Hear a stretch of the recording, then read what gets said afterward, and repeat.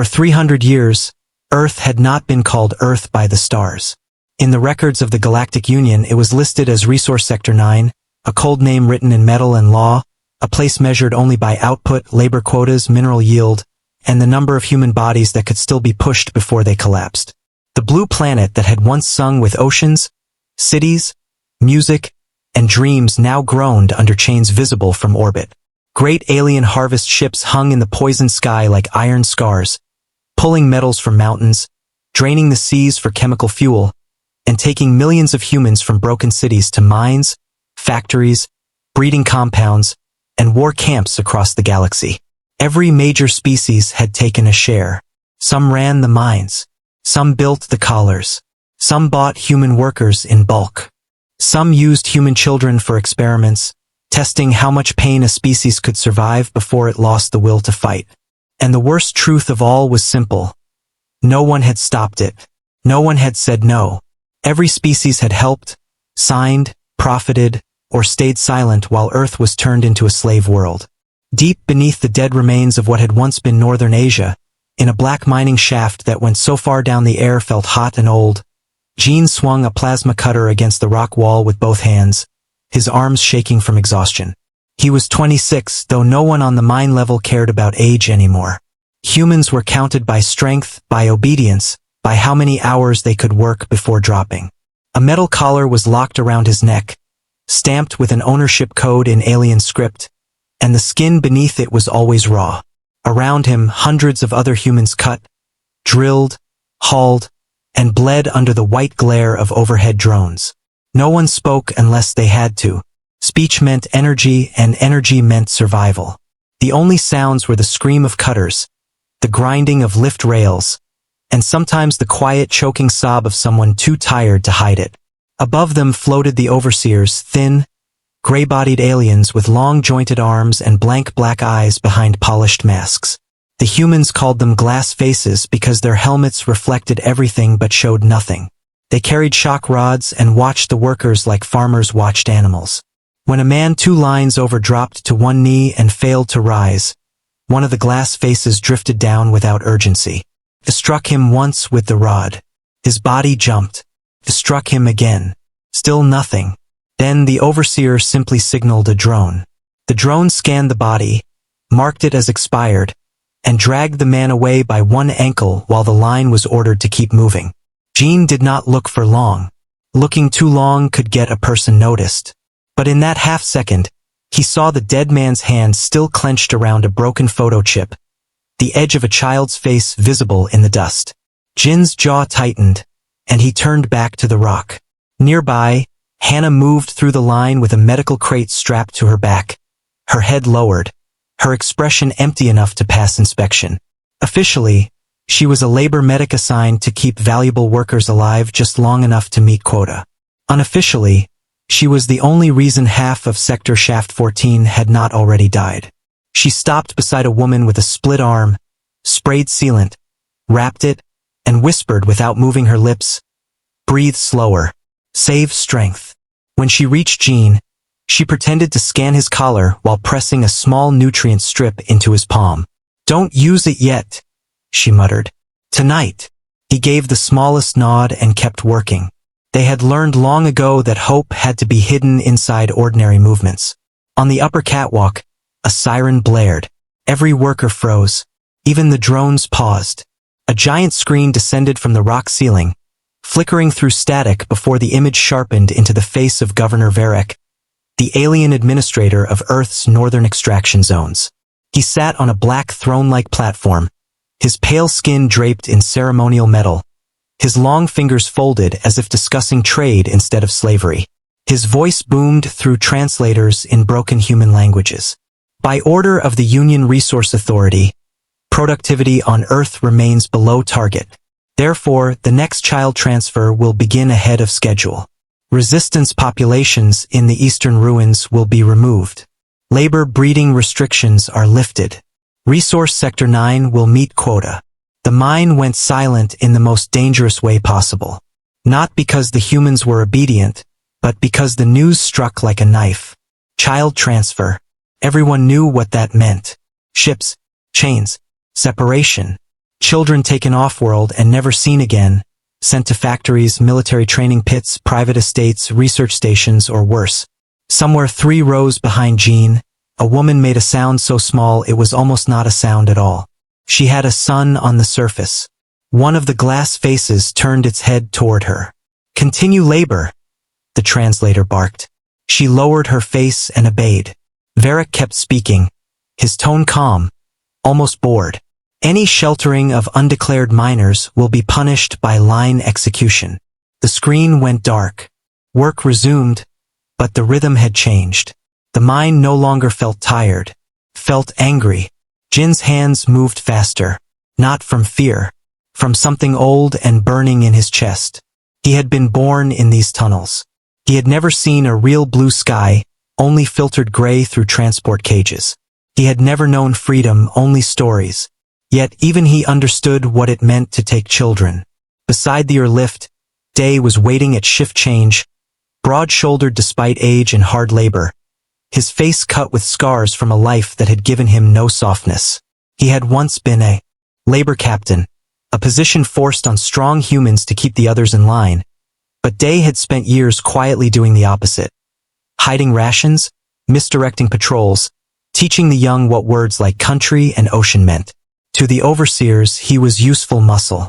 To the humans, he was a wall that still refused to fall. As the line shuffled toward the barracks tunnels, Day leaned close enough that only Jean could hear. "Tonight, lower vent route. Come alone." Jean did not answer. He did not need to. In the barracks, the humans were stacked in rows behind energy bars, each compartment no larger than a storage crate. The air smelled of rust, sweat, and old blood. A thin meal paste was pushed through slots. Drones scanned for contraband. Somewhere in the distance, a child cried until the sound was cut off by a door seal. Jean lay still on his metal slab, pretending to sleep until the patrol cycle passed. Then he rose, used the nutrient strip Hannah had given him, and slipped through a maintenance grate loosened weeks earlier. The lower vent route was barely wide enough to crawl through. Dust coated his skin, and hot air from the deep machinery made breathing hard. More than once he nearly turned back. If caught outside assigned zones, the punishment was public dismemberment. That was how the aliens kept order through spectacle. But Day had risked too much to call him for nothing. After nearly an hour, the vent opened into a forgotten service corridor beneath the active shaft. One so old the walls still carried faded human warning signs from before the occupation. Jean stared at them in disbelief. Real human letters. Real old earth metal. He had only seen such things in scraps. Day was waiting in the dark with Hannah, who had changed out of her medic harness, and another woman Jean recognized only by sight, Min, a quiet scrap sorter from the upper processing level, always dirty with grease, always ignored because she kept her head down and spoke to machines more than people. In the shadows behind her were tools, cables, power cells, and pieces of alien components that should not have existed in one place. "You stole all this?" Jean whispered. Min's lips twitched. "Borrowed." Day gave a dry grunt. "Move." They led him through another corridor, then down a collapsed shaft reinforced by hidden supports. The deeper they went, the stranger it became. The walls changed from cracked minestone to sealed steel. Old blast doors stood half-buried but functional. Power lines ran behind panels. He began to hear something impossible beneath the distant thrum of alien machinery. Human voices, many of them not crying or begging, but speaking low and fast with purpose. Then the tunnel opened, and Jean stopped dead. Before him stretched a vast underground chamber carved beneath the mine like a secret world. Lights glowed along the ceiling. Ventilation fans spun. Crates of food, medicine, weapons, and machine parts were stacked in organized rows. Men and women moved between workstations wearing patched labor uniforms over hidden armor plates. Some were cleaning rifles built from mixed human and alien parts. Some were welding drone frames. Some were studying holographic maps of the mine and surface zones. In one corner, children, real children, dozens of them, slept under blankets while armed guards watched the doors. Jin's heart pounded so hard it hurt. "What is this?" he breathed. Hannah looked at him, and for the first time since he had known her, He saw something in her face that was not exhaustion. It was pride. What they never found, she said. Min stepped to a console built from stolen alien screens and old Earth hardware. With a few taps, a hidden wall panel lit up, revealing old flags, unit emblems, maps of Earth before the fall, and a single phrase cut into the steel in deep, deliberate letters. Jean moved closer, reading it slowly as if the words themselves carried weight. "We did not surrender," he whispered. "We went underground." Day placed a heavy hand on his shoulder. "Your father stood in this room," he said. Jean turned sharply. "You knew him?" Day nodded once. "He died sealing the eastern tunnels when the glass faces broke through 20 years ago. He bought this place time." Jean stared at him, unable to speak. He had never known his father. Only that he had vanished during a cave-in, or so the overseers had said. Another lie. Another body fed to the machine of slavery. Min activated a larger display. The image shifted from the mind to a map of Earth marked with hidden routes, red zones, signal nodes, and symbols spread across continents and oceans. "This is only one nest," she said calmly. "There are others. Beneath cities, under dead shipyards, in old military bunkers. We have lines to the moon tunnels, maybe even the southern vaults if they still hold." Jean looked from face to face, seeing it now. These were not broken survivors hiding in darkness. These were planners, builders, hunters waiting in silence. "How long?" he asked. Hannah answered softly. "Longer than you've been alive." Day stepped forward, and the room seemed to listen when he spoke. "The child transfer starts in 9 days. If they take them, we lose another generation. No more waiting. No more hiding. The question is not whether Earth will bleed. Earth has been bleeding for 300 years. The question is whether men like Varek finally bleed with it." A murmur rose through the chamber, low and fierce. Jean looked again at the children sleeping under guard, at the old flags, at the stolen weapons, at the words carved into steel by hands that had refused to die quietly. Something changed inside him then. Something that had perhaps always been there, buried under labor and fear and hunger. He had thought survival was the only thing left to humanity. He had been wrong. Survival had only been the beginning. As the alarms of the mine echoed faintly overhead and alien ships crawled through the poisoned sky above the world they believed they owned, Jean lifted his eyes to the hidden war room beneath Earth and understood the terrible truth the galaxy had never imagined. Humanity had not endured all these centuries because it had accepted the chains. Humanity had endured because it had been sharpening them into blades. Beneath the broken surface of Earth, the hidden resistance was a world unto itself. A city built from centuries of stolen knowledge, abandoned bunkers, and relentless human will. Jean followed Day, Hannah, and Min through a labyrinth of steel corridors, each step taking him farther from the pain above and closer to a truth the galaxy had never expected. The air smelled of hot metal, machine oil, and faint ozone from working power cores, but it was clean compared to the poisoned air above. Min led them to a central chamber, where hundreds of humans were busy at work. Some studied holographic star maps stolen from alien fleets, others repaired plasma rifles scavenged from the remains of occupation ships, and a few children under guarded watch practiced drills with wooden training weapons, their laughter careful, controlled, and full of dangerous hope. Hyun, an older man with sharp eyes and a quiet voice, came forward to greet Jean. "Welcome to the veins of humanity," he said. "What you see is not survival. This is preparation. We've been ready longer than anyone thinks." Jean looked around, struggling to comprehend the scale of it. Machines hummed, screens flickered, and a small fleet of human-built ships waited in hidden bays beneath reinforced vaults. Min tapped a console and a three-dimensional map of Earth appeared, marked with secret routes, hidden bases, and old orbital satellites now repurposed as weapons platforms. "We have enough firepower to challenge every fleet above," she said calmly. "But timing is everything." Day nodded. "The grand harvest is coming. They will take our children. Millions will vanish if we wait too long." Hannah placed her hand on Jin's arm. "We've waited for 300 years to strike. Now we cannot hesitate." Jean swallowed hard. He had known the humans above ground were enslaved, but the resistance below was something else entirely. They were not broken. They were not desperate. They were a storm gathering quietly beneath the surface, and when it struck, nothing could stop it. Over the next days, Jean learned how the resistance had grown, how humanity had turned occupation into opportunity. Engineers like Min had dismantled alien supply chains, reverse-engineered alien technology, and built war machines from scavenged parts. Scouts like Sora monitored enemy movements, intercepting communications and broadcasting false reports to confuse the overseers. Hannah trained medics to treat wounds with limited supplies, while Day drilled humans into soldiers capable of fighting fleets twice their size. Hyun, once a translator for the glass faces, explained the most important lesson. We know them.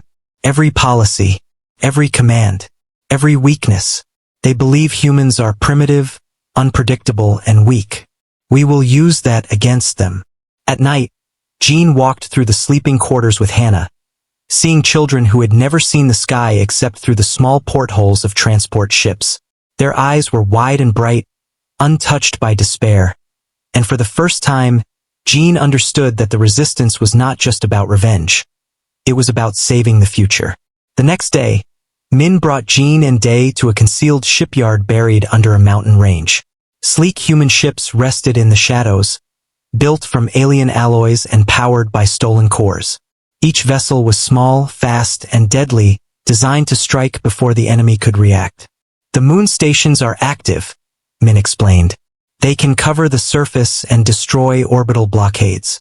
Our fleet will not just fight, it will dominate. Day placed a heavy hand on Jin's shoulder. You're ready. Tonight you lead the first strike team. You will bring down the Eastern labor camps before the transfer begins. It will be the first spark. Jean nodded, feeling the weight of the task, knowing that failure meant not just death, but the loss of countless children. As the hours passed, Sora brought him to a communications hub, where she tapped into alien satellite relays. With a few keystrokes, she could scramble signals, feed false orders, and make it appear that the humans above ground were still obedient. Jean marveled at the precision of it all, the meticulous planning, the patience of generations, and the quiet fury that had built over centuries. They think we are weak, Sora whispered. They will learn otherwise. At dusk, Hannah led Jean and Day to a viewing platform overlooking a vast cavern where children were being trained and humans prepared for combat. Remember this, she said softly. This is what you fight for. Not anger, not hatred, but for every life they thought they could steal, every child they thought they could take. This is what freedom looks like. That night, the resistance held a council. Leaders from various underground cells gathered, some from ruined cities, some from lunar tunnels, all united by the single purpose of liberating Earth and punishing the galaxy for its crimes. Maps were spread, routes were memorized, weapons distributed, and strategies drilled until every member knew their role. Jean was briefed on the Eastern labor camps, the heavily guarded zones where the first wave of children would be taken. Min showed him the sabotage supply lines, Day instructed him on guerrilla tactics, Hannah reminded him to protect the innocents at all costs, and Hyun outlined the broader plan that would turn the strike into the first of many coordinated attacks across Earth and into orbit. As he lay in his bunk that night, Jean thought of the surface above, the poisoned skies, the enslaved millions, and the children taken from their parents. He thought of the glass faces of Varek's decree, of the complacent species across the galaxy who had turned a planet of humans into a factory of misery. But he also thought of the tunnels, the ships, the weapons, the hundreds of humans like Min, like Hannah, like Day, who had labored, suffered, and planned in silence for centuries. Humanity was no longer broken. It had been sharpening itself in the dark, preparing for a day when the chains could finally be broken. Jean closed his eyes, feeling the pulse of the underground world beneath him, and for the first time in his life, he did not feel fear. He felt power. He felt purpose. He felt the fire beneath Earth ready to rise. And as the distant alarms of alien patrols echoed above, he knew one thing with certainty. When the grand harvest began, the galaxy would not only see humanity rise, it would see humanity strike with wrath beyond imagining. Humanity had been patient for 300 years. Now it was time for the stars to pay attention. The grand harvest began at dawn. Above the ruined surface, alien ships blotted out the sky, casting shadows over twisted cities, poisoned rivers, and broken highways. Millions of humans were herded into transport yards, collars glowing with identification codes, fear visible in every glance. Glass faces floated over the crowds, their rods flicking, striking, or scanning with calm indifference. From orbit, Varric watched the operation, his pale face impassive behind ceremonial masks. "The humans are ours," he declared to the assembly of alien governors. His voice transmitted to every occupied sector. "They will obey. They cannot rise. Every species that helped bind them has ensured their loyalty. This planet will serve until the last child is taken." Jean stood in the shadows of an abandoned industrial compound on the edge of the harvest zone. Min, Sora, Hannah, and Day flanked him. The underground tunnels had disgorged them into the night, and the humans emerging with them carried weapons both alien and human, carefully crafted for a single purpose: liberation and retribution. Sora hacked into the alien comms, feeding false orders and manipulating transport schedules. "They think the northern route is clear," she whispered. "It isn't. We control the signals." Day nodded. "Then it's time." On Jin's signal, the hidden cannons in the mountains fired, tearing through transport shields and sending alien ships spinning into the poisoned sky. Mines rigged with magnetic explosives detonated under landing platforms, flipping vehicles and scattering guards. Collars on the humans began to unlock, some failing spectacularly, others releasing with a hiss and click. Panic spread among the occupiers. Varric's voice tried to regain control, but the transmissions were garbled, the signals scrambled. Min triggered the underground railguns, lances of plasma streaking upward, punching through orbital cruisers. The first wave of human fighters, built from stolen alien cores, leapt into the sky from hidden bays. Jean led the strike team into the eastern labor camps, moving fast, silent, precise. Day tore through guard posts with brutal efficiency, while Hannah attended to the wounded, shielding them from both human and alien fire. Every camp became a storm of rebellion. Humans rose from their chains, armed and coordinated, striking at the alien officers who had once struck them with rods and collars. Buildings designed to imprison them now became traps for their oppressors, collapsing under explosives carefully placed months earlier. Children ran to safe zones prepared in secret tunnels. Above, the moon stations, hidden and long thought deactivated, fired, obliterating orbital support and cutting off reinforcements. The sky was filled with fire, smoke, and the screams of aliens who had never believed humans could fight as one. Varric's calm shattered as his monitors filled with chaos. Ships he believed loyal turned on each other, drones hijacked, and transmissions filled with messages of rebellion from every occupied zone. "Impossible," he muttered. "They are only animals. They cannot organize this." Yet the humans were everywhere, emerging from shadows, vents, tunnels, and hidden bays. Jean stormed the governor's tower, cutting through guards with a mix of alien and human weapons, each strike precise and deadly. He reached Varric, who tried to command his troops to save him, but every message was blocked, every reinforcement destroyed. Jean held a rifle against the governor's chest and spoke clearly, the weight of centuries behind his words. "You made us slaves. You took our children. You thought patience would make us obedient. You were wrong." Across the planet, other teams struck in perfect synchronization. Min controlled orbital jamming, Sora manipulated communications, Day led troops through collapsed cities, and Hannah kept the injured alive long enough to fight again.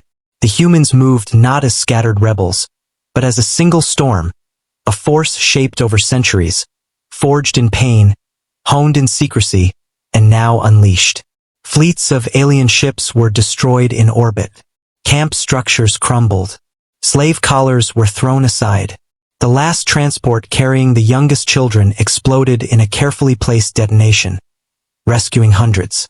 Jean watched Varric collapse to his knees, realizing that he was facing the creatures he had always underestimated. "You," Jean said, breathing hard. We'll watch every species that helped enslave us burn, or kneel, or both. Sora broadcasted a message across the planetary network. Scrambled and untouchable. Earth remembers. Every species that helped bind us will answer. Every chain will be broken. Humanity rises. The humans above ground who had been enslaved for generations stood free, armed, and united. The sky was alive with fire and ships, the ground shaking under explosions and liberation. The glass faces had no authority anymore, their commands meaningless, their presence a target. Jean lowered his weapon, watching the chaos unfold, and felt the power of the resistance surge through him. The day that the galaxy had believed would be one of obedience, one of forced harvest and submission, had become the first day of reckoning. Humanity had not only broken the chains, they had turned them into weapons. By nightfall, every labor camp in the eastern sector had fallen. Millions of humans were freed, and the aliens who had ruled over them were either dead, captured, or fleeing in terror.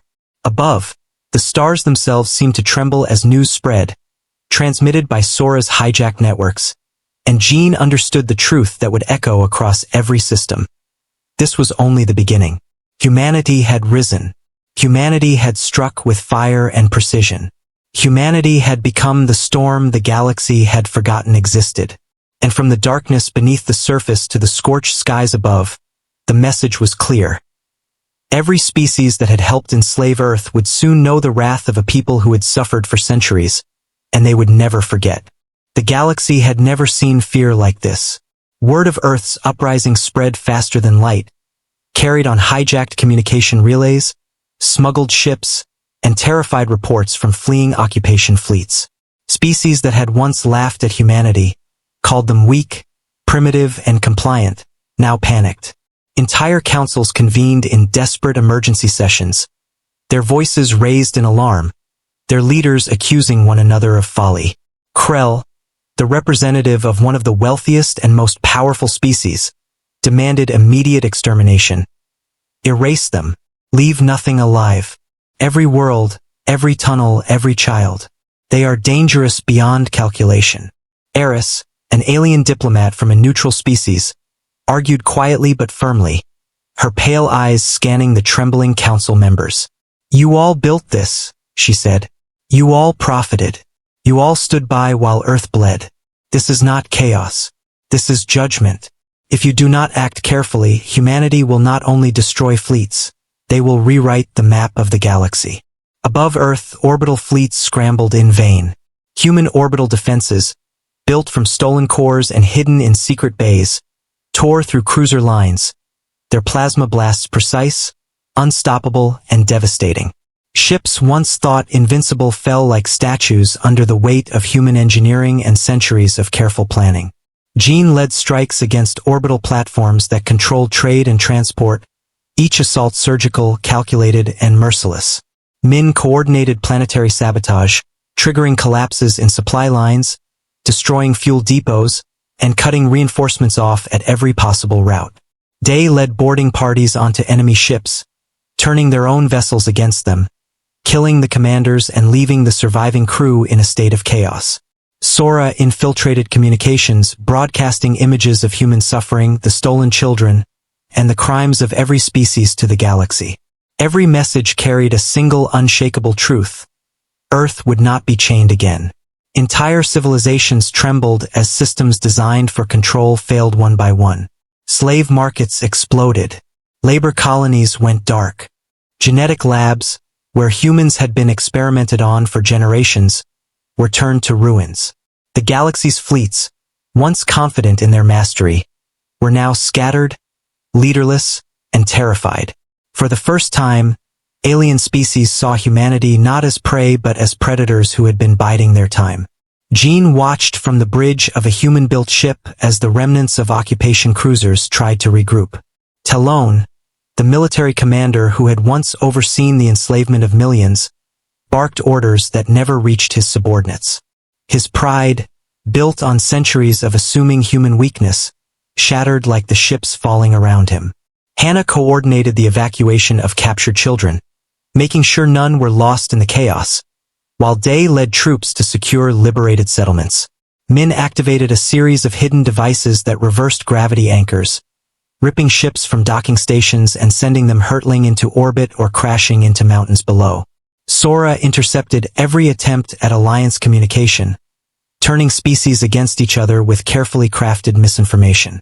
Entire governments collapsed as they realized their policies of profit and silence had led to the death of fleets, the destruction of infrastructure, and the uprising of an enemy they had long underestimated. And yet, humanity's wrath was not blind. Civilians of non-combat species were largely spared if they did not fight, though those complicit in slavery faced relentless, calculated punishment. Jean considered the magnitude of what they had unleashed. They were no longer defending Earth, they were dismantling the system of oppression itself. Worlds that had enslaved humans now found their economies collapsing. Military stations exploded, trade routes vanished, and supply chains that had taken decades to build were obliterated in hours. Eris recorded every detail, realizing that the galaxy had underestimated humans not because of strength alone, but because they had suffered, endured, and plotted for centuries. The galaxy had assumed humans would break under chains. Instead, they had built an unstoppable force from every injustice, every stolen life, every ounce of pain inflicted upon them. Jin's fleet moved toward the heart of the occupation network. Every system along their path fell in careful succession. Labor colonies freed, fleets destroyed, leaders exposed, and traitorous species made to pay. It was methodical, precise, and terrifying. In every corner, humans demonstrated that patience and suffering could be turned into a weapon more powerful than fleets or superweapons. Day fell during a boarding operation on a massive alien warship, sacrificing himself to ensure the ship's destruction. Hannah held Jean as he wept for the first time in years, the human cost of their vengeance painfully real, yet necessary. Min prepared the final strike toward the galactic command hubs, the beating heart of the species that had enslaved humanity. Jean, standing on the bridge of a captured alien flagship, realized the truth that would echo across the galaxy. Humanity was no longer constrained by survival, by fear, or by expectation. They were the reckoning, and the galaxy, every species that had ever claimed dominion over humans, would never forget it. As the stars burned with the fires of rebellion, Sora transmitted one final, chilling message to every system. You all built the chains. You all profited. You all will answer. Humanity rises and we do not forget. The galaxy will remember our wrath, and it will remember the price of your arrogance. The fleets of Earth and the hidden human warships moved like a storm no species could outrun, no policy could withstand, and no plea for mercy could stop. The galaxy had underestimated patience, endurance, and the strength of a species pushed to the brink for centuries. Humanity was awake, and the universe had just begun to learn the true meaning of its wrath. The galaxy trembled in the wake of humanity's fury. Systems that had once traded in human lives were in ruins, their fleets shattered, their planets burning, and their leaders fleeing in terror. Everywhere, the message was clear. The species that had enslaved Earth had awakened a storm that would not relent. Jean stood on the bridge of the flagship he had captured, staring at the stars now dotted with wreckage. Each explosion, a symbol of centuries of oppression turned into justice. Beside him, Min coordinated the remaining fleets, ensuring every liberated system had secure lines of communication and supply. Hannah moved among the wounded, her hands steady despite exhaustion, her heart carrying the weight of every child saved, every life reclaimed. They had achieved victory above Earth, but Jean knew the fight was not over. The galaxy had underestimated humans for centuries, assuming patience meant weakness. They were about to learn the cost of miscalculation. The next target was the core of the species that had coordinated Earth's enslavement, a massive council station at the edge of the galactic arm. It floated like a jewel in space, guarded by fleets and armed with defenses that had terrified human engineers for generations. Jin's fleet approached in silence, every ship powered by stolen cores, every crew trained in tactics refined for centuries of clandestine resistance. As they closed in, Sora sent a final communication to the council members. Images of enslaved humans, children taken from parents, and the cities that had been mined and destroyed. Her voice echoed across the holographic channels. You built this. You profited. You ignored it. Humanity remembers. Humanity rises. And now you pay. Panic erupted across the council station. Commanders argued. Fleets scrambled. And in the chaos, Jean gave the signal. Hidden human ships emerged from concealed positions, striking with precision. Plasma blasts tore through shields. Boarding parties seized control of vital nodes, and entire fleets surrendered or were destroyed. The humans moved as one, a perfect storm of vengeance, strategy, and discipline. Every species that had ever taken part in Earth suppression now faced the consequences of centuries of cruelty. Ships once considered invincible fell. Leaders who had boasted of their control were dragged into the chambers where humans they had tormented now held power. Jean confronted the highest council representatives, their pale faces frozen in disbelief. You treated my people like cattle, he said. You thought obedience could be bought. You thought patience was weakness. Humanity is neither. Humanity is wrath, and it has arrived. The human fleet moved systematically, liberating enslaved species who had been coerced into service, dismantling the machinery of oppression, and securing planets that had been mined, experimented upon, and abused. The galaxy watched in stunned silence as Earth's children, once targeted for transfer, were returned safely, their futures reclaimed. Jean walked among them, seeing in their eyes not fear, but the spark of hope that had survived centuries of bondage. Day's sacrifice had not been forgotten. His memory inspired every human in the resistance.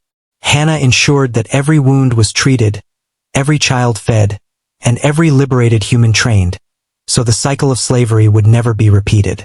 Min coordinated the rebuilding of fleets and defenses, ensuring humanity could protect itself from any who might seek revenge.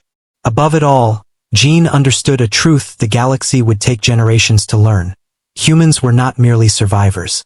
They were architects of retribution, masters of patience, and wielders of a wrath forged over centuries of unimaginable suffering.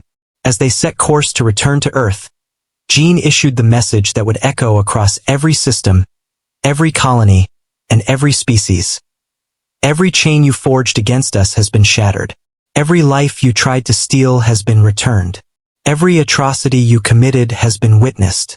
Humanity has risen, and our wrath has no end. Remember this, for the galaxy will never forget the day Earth fought back.